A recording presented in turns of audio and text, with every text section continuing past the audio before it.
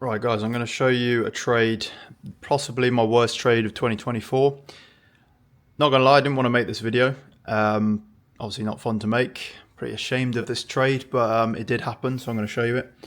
So first off, you've probably seen enough of my videos now, but if you haven't, I'll explain what type of trades I'm looking for. So I like to see a swing point. I use this indicator to mark swing points I'm looking at, so you'll see these lines on the chart here. I'll find an example of a type of trade I like to take, and then I will show you the difference. Let's take this as an example here. We come up, take the swing point out. There's a line. You can see that red dotted line is a swing point back over in the time here. Takes it out, closes back below, and shows momentum in the opposite direction. And then I like to go with that. What happened here was I didn't wait for a setup. So as you can see, there's no dotted line that I'm trading off. But I saw that there was like a swing in the market here, but there was no kind of indicator line signifying that.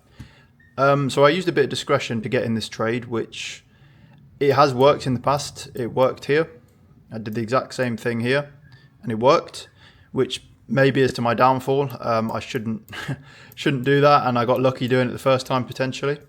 But yeah, so that's the first thing. So I broke my rules initially just by doing that. I actually dropped down to the half hour to try and justify the trade, because on the half hour you can see that the indicator marks it as a swing point, but on the hourly it doesn't. And you know, all the trading I've done this year has been based off the hourly, so I was kind of just finding a reason to get in the market straight away. So yeah, so originally I get in the trade, price goes my way, it moves down. This trade was actually straight after CPI. So I got in after CPI, basically fading the move. And it did, it went down, and I was up about, if we just have a look, I was up about, at its peak, about around 1.4, 1.5 R. So yeah, nice trade. I mean, I could have just easily closed out there and called it a day. But I had such a strong bias, which I shouldn't have. I shouldn't even have a bias because, you know, in the past I've not traded with a bias and it's gone well. But I had such a strong bias that the dollar was going to be weak and was going to fall, that I extended my TP all the way down here or even further. And I was convinced that price was going to keep going down. So I didn't close out. I didn't even have a TP set. And yeah, price just came back up. And I was so sure that price was going to continue down that I actually added a second position, which I'll just show you now. Here, possibly at the worst point I could have entered. So I entered a second position here for the same risk. And I originally moved my stop to break even on the first position, and then I had this second position running. Again, I don't add to positions. It's not something I do. It's not in my plan. And yeah, the profitable trading I'd done this year involved none of this. So this has just come out of nowhere. So this is another thing wrong I've done. So I added to this position.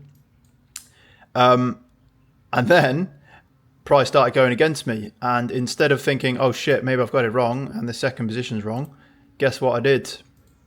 Hit him with the old triple. Got in another one. So at this point, we've got three positions running. Basically, you know, our original trade was about 0.25% risk. We've just slapped on another 0.25 and 0.25. So really, we should have about 0.75% risk on the table at this point. So already I've tripled my risk compared to what it was originally. Also on top, obviously, the first trade I could have closed out as a win and been done with it, but I was getting too greedy.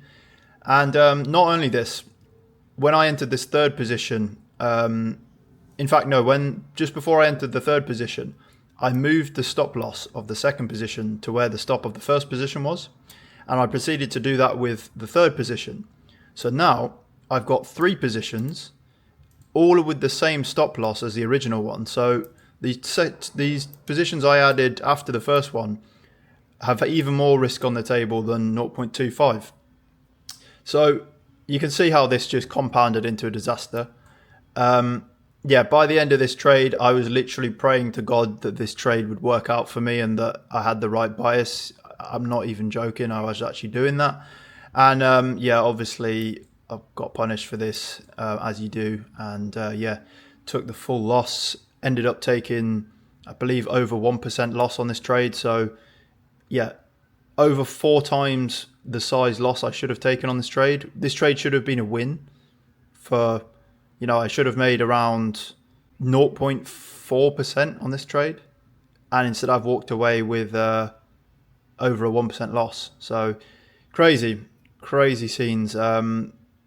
Pretty terrible trading from me, I can't lie. It's been the worst compounded bad habits in one go. It's like I've just not done any bad habits and I've just compiled them all into one trade and done this.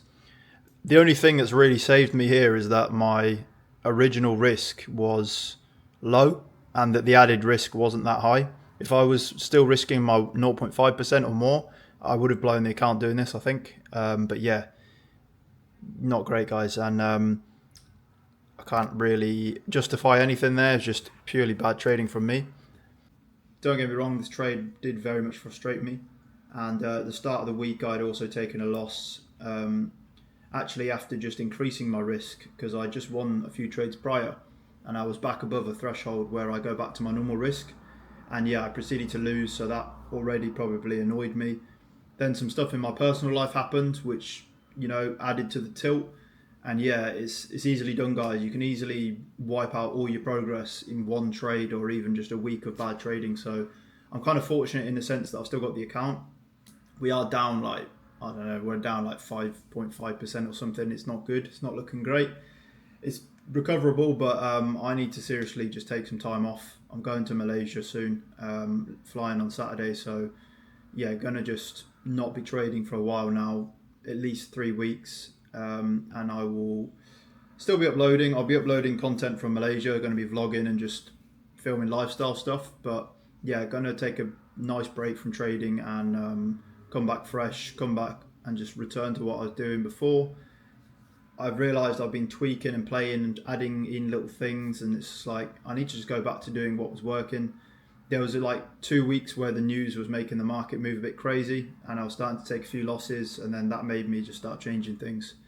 It's the old classics cycle of just changing your strategy and doing silly stuff, and yeah, I don't want to get caught in that, so I'm just going to go back to what I was doing before, but I'm going to give myself a good break whilst I'm in Malaysia. So still going to be content, guys, but no trading content for the next like three or so weeks, and yeah, we'll get back into it when I'm back from Malaysia.